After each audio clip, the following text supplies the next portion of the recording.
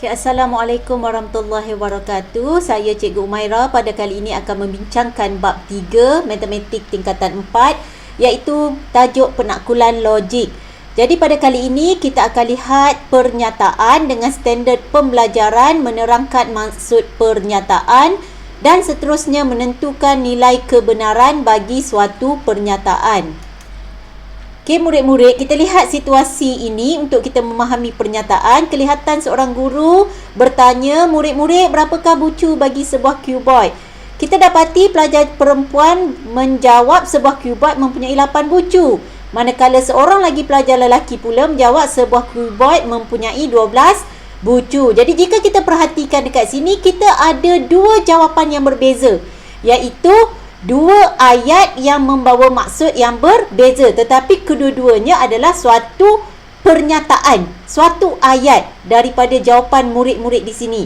Jadi kesimpulannya, pernyataan ialah suatu ayat yang ditentukan nilai kebenarannya, iaitu sama ada benar atau palsu, tetapi bukan kedua-duanya. Jadi bagaimana untuk kita mengetahui suatu ayat itu pernyataan atau bukan? Apabila kita dapat menentukan nilai kebenarannya, sama ada benar atau palsu. Jadi kita ada lagi maklumat di sini, iaitu bukan semua pernyataan matematik benar. Nilai kebenaran bagi semua pernyataan matematik boleh ditentukan. Jadi kita akan lebih faham dengan melihat contoh soalan. Jadi kita lihat contoh 1 di dalam buku teks anda. Tentukan sama ada ayat-ayat di bawah ialah pernyataan atau bukan pernyataan. Berikan justifikasi anda. A. Tolong hantar buku.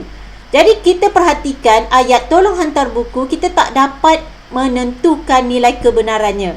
Jadi A bukanlah suatu pernyataan. Okey, kita lihat pula contoh B. Menara Kuala Lumpur ialah menara yang paling tinggi di Malaysia. Jadi kalau kita lihat di sini ceritanya tentang Menara Kuala Lumpur, keterangannya ialah yang paling tinggi di Malaysia. Jadi kita dapat menentukan nilai kebenarannya ayat ini. Jadi contoh B adalah suatu pernyataan.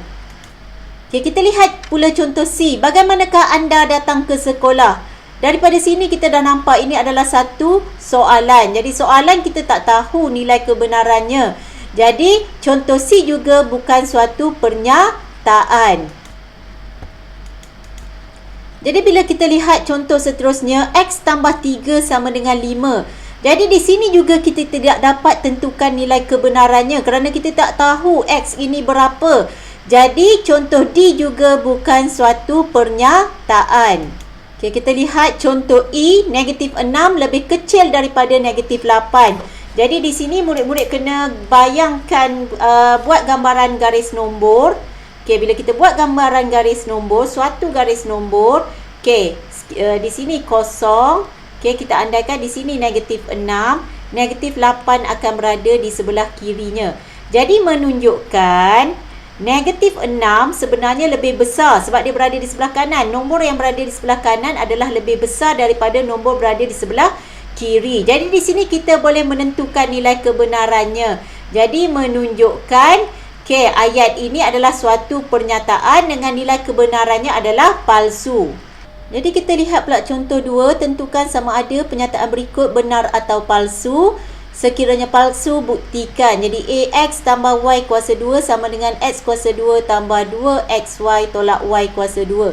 Jadi bagaimana kita nak tentukan? Kita buktikan pernyataan ini. Jadi X tambah Y kuasa 2 sama juga X tambah Y, X tambah Y. Jadi kita kembangkan, kita akan dapat X kuasa 2.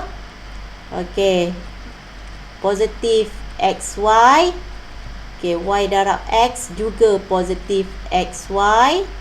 Dan Y darab Y kita akan dapat positif Y kuasa 2. Jadi bila kita ringkaskan di sini, kita akan dapat X kuasa 2 tambah 2XY tambah Y kuasa 2. Jadi bila kita perhatikan sekarang, kiri dan kanan tidak sama, menunjukkan ianya adalah suatu pernyataan yang palsu. Jadi kita lihat pula contoh B, X tambah 5 kuasa 2 kecil daripada 0. X adalah nombor nyata. Jadi kita boleh uji dengan memilih satu nombor nyata. Okey, katakan kita pilih nombor nyata 1. Jadi di sebelah kirinya kita akan dapat 1 tambah 5 kuasa 2. Jadi kita akan dapat 6 kuasa 2 sama dengan 36. Jadi bila kita perhatikan 36 di sini sebenarnya lebih besar daripada kosong. Tetapi pernyataan ini menyatakan 36 lebih kecil daripada kosong, menunjukkan B juga adalah suatu pernyataan palsu. Okey, kita lihat pula C.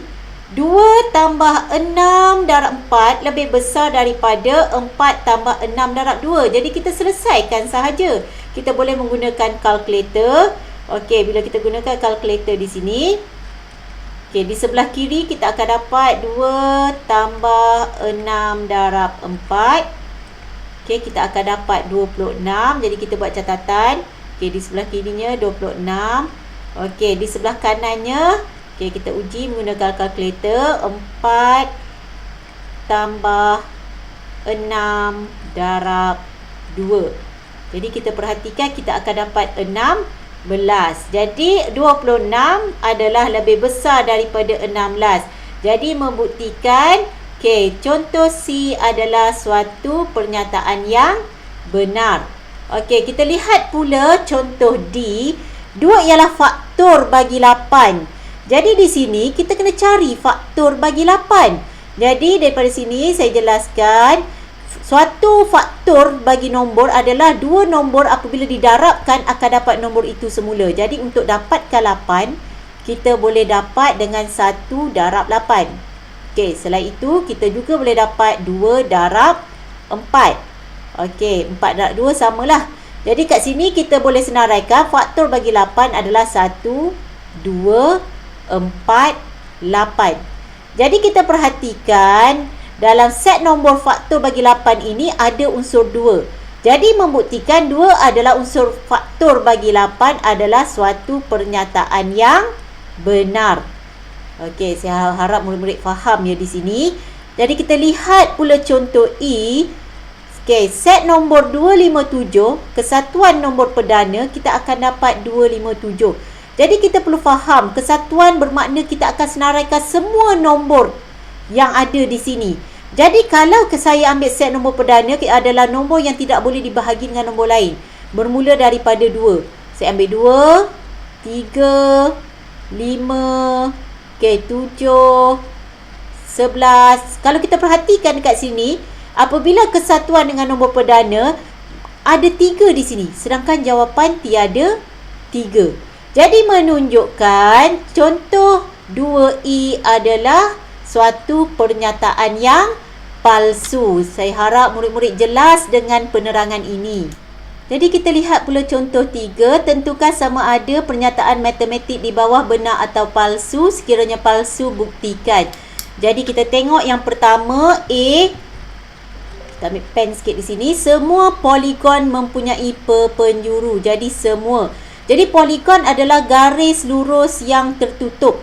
Jadi kita ambil satu contoh segitiga. Segitiga juga suatu poligon dengan 3 sisi. Okey, sedangkan segitiga tidak mempunyai penjuru. Jadi A adalah suatu pernyataan yang palsu. Jadi kita dapat jawapan palsu kerana segitiga tidak mempunyai penjuru. Sedangkan segitiga adalah suatu poligon dan ayatnya tadi adalah merujuk kepada semua poligon. Jadi kita bincangkan pula untuk B.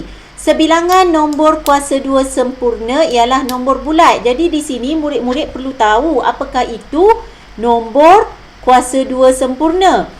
Okey, nombor kuasa 2 sempurna di sini kalau kita ada nombor, okey, 1 kuasa 2, selepas 1 kita ada 2 kuasa 2, selepas 2 kita ada 3 kuasa 2, okey, 4 kuasa 2 dan seterusnya. Okey, jadi nombor kuasa 2 sempurna adalah hasilnya 1, 4, 9, 16 dan seterusnya. Jadi di sini menyatakan sebilangan nombor kuasa 2 sempurna ialah nombor bulat. Jadi murid-murid perlu tahu nombor bulat ni nombor apa? 1, 2, 3 dan seterusnya. Jadi kalau sebilangan merujuk tidak semua kuasa 2 sempurna adalah nombor bulat. Sedangkan apabila kita kaji, okey, semua kuasa 2 sempurna adalah suatu nombor bulat. Jadi ini menunjukkan B adalah satu pernyataan palsu. Okay, kita lihat pula C, semua nombor genap mempunyai faktor perdana. Jadi nombor genap adalah nombor yang boleh dibahagi dengan 2. Okay, faktor perdana, kita ambil nombor perdana bermula daripada 2. Jadi semua nombor genap akan ada faktor perdana 2. Jadi ini menunjukkan C adalah benar. Dan kita lihat pula D, sebilangan garis lurus memintas paksi Y. Jadi memang benar, sebilangan garis lurus pasti akan memintas paksi Y. Jadi D juga adalah suatu pernyataan benar. Jadi kita telah selesai membincangkan jawapan contoh 3. Saya harap penerangan ini dapat membantu murid-murid. Jadi sekian saja untuk video pada kali ini. Diharapkan apa yang diterangkan sebentar tadi dapat memberi manfaat kepada semua. Sekian, terima kasih.